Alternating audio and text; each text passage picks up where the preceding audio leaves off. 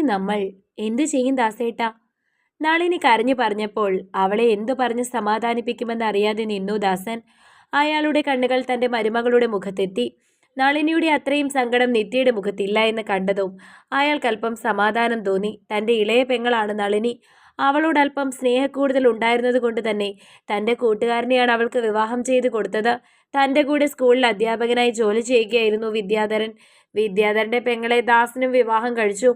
വളരെ സന്തോഷത്തോടെ തന്നെയാണ് മുന്നോട്ട് പോയത്. ആദ്യം കുഞ്ഞുണ്ടായത് ദാസനായിരുന്നു. അവർക്കൊരു ആൺകുട്ടിയെ നൽകി ദൈവം അനുഗ്രഹിച്ചു. എന്നാൽ വിവാഹം കഴിഞ്ഞിട്ടും ഏറെക്കാലം കുഞ്ഞുങ്ങളില്ലാതിരുന്ന വിദ്യാധരനും നളിനിയും ഒരുപാട് വഴിപാടുകളൊക്കെ നടത്തിയതിനു ശേഷമാണ് നിത്യയെ കിട്ടിയത്. അപ്പോഴേക്കും തങ്ങളുടെ മകൻ കിഷോർ LKGയിൽ എത്തിയിരുന്നു. രണ്ട് വീട്ടുകാർക്കും പരസ്പരം പിരിയാൻ വയ്യായിരുന്നുവെങ്കിലും തറവാട്ടിൽ ഒന്നിച്ച് താമസിക്കുന്നതും ശാശ്വതമായിരുന്നില്ല. അതുകൊണ്ടാണ് അടുത്തടുത്ത വീടുകൾ ഉണ്ടാക്കി രണ്ടു കൂട്ടരും താമസിക്കാമെന്ന് കരുതിയത്. തറവാട് ദാസനുള്ളതായിരുന്നു. അതിന്റെ തൊട്ടടുത്ത് തന്നെ വിദ്യാധരനും നളിനിയും വീടുണ്ടാക്കി. എന്നാൽ നിത്യ 5ാം ക്ലാസ്സിൽ പഠിക്കുമ്പോഴായിരുന്നു വിദ്യാധരന്റെ മരണം. അയാളെ അവരിൽ നിന്നും എന്നേക്കുമായി തട്ടിയെടുത്തു. അതോടെ തളർന്ന നളിനിക്ക് താങ്ങും തണലുമായത് ദാസനും ശ്രീവിദ്യയുമായിരുന്നു. കിഷോർ എന്നെല്ലാം നിത്യയുടെ കൂടെ തന്നെ കൊണ്ടു നടക്കുമായിരുന്നു. കിഷോർ എന്ന് പറഞ്ഞാൽ ജീവനായിരുന്നു. എന്നാൽ അവർ വളരാൻ തുടങ്ങിയതോടെ എന്താണ് അവർക്കിടയിൽ സംഭവിച്ചതെന്ന് അറിയില്ല. രണ്ടുപേരും പരസ്പരം അകന്നു. അവർക്ക് രണ്ടുപേർക്കും അതിന്റെ കാരണം അറിയില്ലായിരുന്നു. നിത്യയുടെ ജാതകത്തിൽ എന്തൊക്കെയോ പ്രശ്നങ്ങൾ ഉണ്ടായിരുന്നു. അതുകൊണ്ട് അവൾക്ക് 18 വയസ്സ് കഴിഞ്ഞാൽ വിവാഹം നോക്കണം എന്ന് ജ്യോത്സ്യർ പറഞ്ഞിരുന്നു. അതുപ്രകാരമാണ് കല്യാണ ബ്രോക്കർമാരെ അക്കാര്യം ദാസൻ പറഞ്ഞേൽപ്പിച്ചത്. അതുപ്രകാരം ഒരുപാട് വിവാഹാലോചനകൾ വന്നു. അതിൽ നിന്നും നല്ല തറവാട്ടുകാരായതുകൊണ്ട് മാത്രമാണ് മഹേഷിന്റെ വിവാഹാലോചന അവർ തിരഞ്ഞെടുത്തത്. എഞ്ചിനീയറാണ്, ദുബായിലാണ് ഇപ്പോൾ വർക്ക് ചെയ്യുന്നത്. ഫാമിലി വിസ ആയതുകൊണ്ട് കല്യാണം കഴിഞ്ഞിട്ടുണ്ടെങ്കിൽ അവളെ കൊണ്ടുപോകും. കാണാൻ സുന്ദരൻ, ഇഷ്ടം പോലെ പൈസ തരും. ഒരു 5 മിനിറ്റ് തികച്ച് മഹേഷിനോട് സംസാരിച്ചാൽ ആരും അയാളുടെ സംസാരത്തിൽ വീണും പോകും. ദാസനും നളിനിക്കും ശ്രീവിദ്യയ്ക്കും മഹേഷിന്റെ കാര്യത്തിൽ ഒരേ അഭിപ്രായമായിരുന്നു. നല്ല ചെറുക്കൻ, നമ്മുടെ നിത്യയ്ക്ക് നന്നായി ചേരുമെന്നും പറഞ്ഞ് അവരാ വിവാഹം ഉറപ്പിക്കാൻ തീരുമാനിച്ചു. നിത്യയോട് ചോദിച്ചപ്പോൾ അവൾക്ക് പ്രത്യേകിച്ച് അഭിപ്രായമൊന്നുമില്ല. എന്തായാലും ആരെങ്കിലും ഒരാളെ ഉടൻ തന്നെ വിവാഹം കഴിക്കണമെന്ന് അറിയാം. അതിപ്പോൾ ആരായാലും പ്രശ്നമില്ല എന്നുള്ള മട്ടാണ്. ഏറെക്കാലമായി നിത്യയുടെ യാതൊരു കാര്യത്തിലും ഇടപെടാത്ത കിഷോർ ഇക്കാര്യം അറിഞ്ഞപ്പോൾ ഒന്നും മിണ്ടിയില്ല. കിച്ചു, നീ ഇങ്ങനെ മിണ്ടാതിരുന്നിട്ട് കാര്യമില്ല. അവളുടെ കല്യാണത്തിന് എല്ലാ കാര്യങ്ങളും ചെയ്തു കൊടുക്കേണ്ടത് നീയാണ്. ഒരു ആങ്ങളുടെ സ്ഥാനത്ത് നീ മുന്നിൽ തന്നെ ഉണ്ടാവണം. ദാസൻ എല്ലാവരുടെയും മുൻപിൽ വെച്ച് പറഞ്ഞപ്പോൾ അവൻ ദേഷ്യത്തോടെ ഇരിക്കുന്ന സ്ഥലത്ത് നിന്നും എഴുന്നേറ്റു. നിങ്ങളൊക്കെ കൂടി അങ്ങ് നടത്തി കൊടുത്താൽ മതി, എന്നെ കാക്കണ്ട.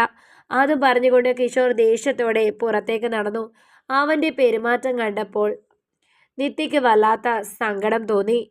തന്റെ പുറകെ നിന്ന് മാറാത്തവനായിരുന്നു. നിത്യമോളെ എന്നും വിളിച്ച് എപ്പോഴും തൻ്റെ കൂടെ ഉണ്ടാവും. വലുതായപ്പോൾ ചിലപ്പോൾ ഏട്ടന്റെ സ്റ്റാറ്റസിന് താൻ പറ്റില്ല എന്ന് തോന്നിക്കാണും. അതുകൊണ്ടായിരിക്കും ഈ അവഗണന. കണ്ണു നിറച്ചവൾ മുറിയിലേക്ക് ചെന്നു. ഇനി ഒന്നും പറയാനില്ലാത്ത പോലെ അവർ 3 പേരും ഇരുന്നു. കല്യാണം ഉറപ്പിച്ചതോടെ മഹേഷ് വിദ്യയെ ഫോൺ ചെയ്യാൻ തുടങ്ങി. എന്നാൽ അവന്റെ സംസാരം അരോചകമായി അവൾക്ക് തോന്നി. ഒന്നും ചെയ്യാൻ സ്വാതന്ത്ര്യമില്ല. ഒന്ന് പുറത്തേക്ക് ഇറങ്ങണമെങ്കിൽ പോലും അവന്റെ സമ്മതം ചോദിക്കണം. മാത്രവുമല്ല, രാത്രി മുഴുവൻ വിളിച്ച് ശല്യം ചെയ്യും. അതും വൃത്തികെട്ട കാര്യങ്ങളാണ് സംസാരിക്കുക.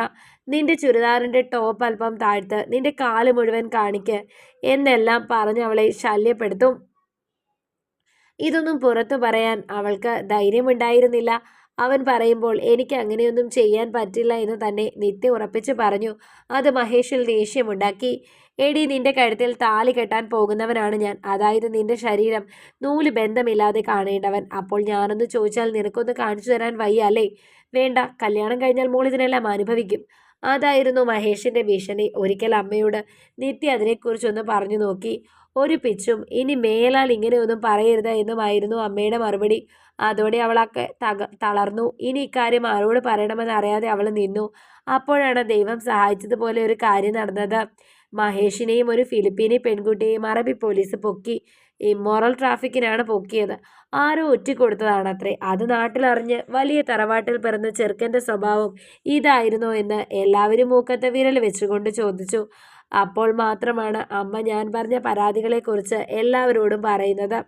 ദാസമാമ അമ്മയെ കണക്കിന് വഴക്ക് പറഞ്ഞു. കല്യാണത്തിന് വെറും 5 ദിവസം കൂടി മാത്രം നിലനിൽക്കുന്നു. ആ സമയത്ത് മഹേഷ് നാട്ടിലേക്ക് എത്തൂ എന്ന് പറഞ്ഞിരുന്നു. ദൈവമായിട്ട് അവളെ രക്ഷിച്ചതുപോലെ അവൾക്ക് തോന്നിയത്. വിവാഹത്തിനുള്ള എല്ലാ തയ്യാറെടുപ്പുകളും കഴിഞ്ഞു. ഓഡിറ്റോറിയം ബുക്ക് ചെയ്തു. ഭക്ഷണത്തിനുള്ള അഡ്വാൻസ് കൊടുത്തു. നാട്ടുകാരെ മൊത്തം ക്ഷണിക്കുകയും ചെയ്തു.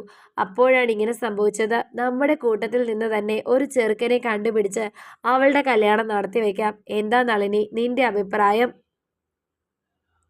എന്ന് ചോദിച്ച് അമ്മ അത് മതി എന്ന് പറഞ്ഞു. പിന്നെ കിഷോർ നിത്യയെ കല്യാണം കഴിക്കട്ടെ എന്ന് ദാസമാമ പറഞ്ഞു. ഞാൻ ഞെട്ടി കിച്ചുവേട്ടനെ നോക്കി. എന്തായാലും എതിർക്കുമെന്നറിയാം, പക്ഷെ എന്നെ അത്ഭുതപ്പെടുത്തിക്കൊണ്ട് കിച്ചുവേട്ടൻ സമ്മതം പറഞ്ഞു. ഔദാര്യം അത് കണ്ടപ്പോൾ എനിക്ക് സങ്കടം തോന്നി. വലുതായതിനു ശേഷം അധികം അടുപ്പമില്ലാത്തത് കൊണ്ട് ഒരാങ്ങള പെങ്ങൾ ബന്ധം പോലും ഞങ്ങൾ തമ്മിൽ ഉണ്ടായിരുന്നില്ല. എന്നാലും ഇപ്പോൾ സമ്മതിച്ചത് എന്നോടുള്ള സഹതാപം കൊണ്ടാണോ എന്ന് എനിക്ക് തോന്നി. അതുകൊണ്ട് കിച്ചേട്ടനോട് സംസാരിക്കാൻ തന്നെ തീരുമാനിച്ചു. എന്നോടുള്ള സഹതാപം തോന്നിയത് കൊണ്ടാണ് ഇങ്ങനെയൊരു തീരുമാനമെടുത്തതെന്നറിയാം. എന്നെ കാണുന്നത് പോലും ഇഷ്ടമില്ലാത്ത ഒരാൾ കഷ്ടപ്പെട്ടൊരു ജീവിതകാലം മുഴുവൻ എന്നെ സഹിക്കണമെന്നില്ല. ദാസൻ മാമിയോട് ഞാൻ പറഞ്ഞോളാം. ധൈര്യം സംഭരിച്ച് റൂമിലിരിക്കുന്ന ആളോട് അത്രയും പോയി പറഞ്ഞു. പിന്നെ കണ്ടത് ദേഷ്യത്തോടെ എൻ്റെ നേരെ വരുന്ന ആളെയാണ്. ആരാടി പറഞ്ഞത് സഹതാപം കൊണ്ടാണെന്ന്? നിനക്കറിയോ? എന്നോ നീ എൻ്റെ മനസ്സിൽ കയറിക്കൂടിയതാണ്.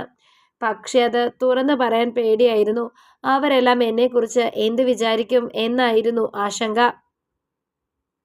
എന്നെങ്കിലും ഒരു ദിവസം ധൈര്യത്തോടെ അച്ഛനോട് തുറന്നു പറയണമെന്നുണ്ടായിരുന്നു. പക്ഷേ